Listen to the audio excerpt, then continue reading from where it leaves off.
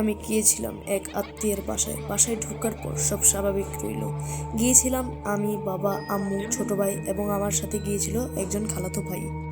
সেই বাসায় ছিল একজন আন্টি এবং মামা। সেই আন্টির ছিল আমার সমবয়সী একজন ছেলে।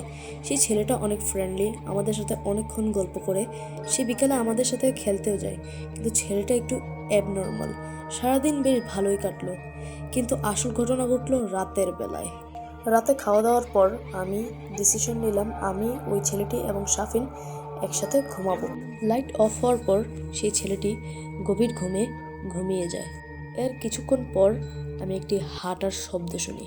সেটিকে আমি গভীরভাবে নেই, কারণ এই ঘরে নাকি এইসব শব্দ প্রায়ই শোনা যায়। তখন আমরা ঘুমাচ্ছিলাম ড্রয়িং রুমে, মানে যে রুমে অ্যাকচুয়ালি টিভি দেখে।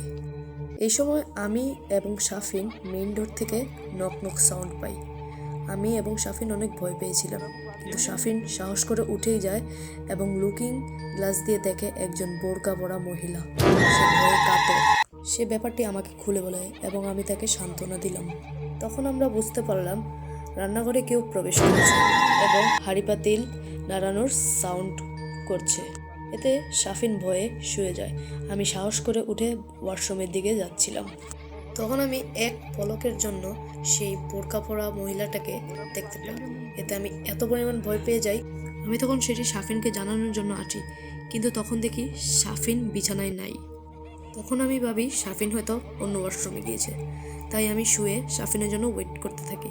ওয়েট করতে করতে আমার ঘুম এসে পড়ে এবং আমি ঘুমিয়ে যাই। সকালে উঠে জানতে পারি যে শাফিন গতকাল রাতে আমাদের সাথে ছিলই না, সে তো মামার সাথে ঘুমিয়েছিল।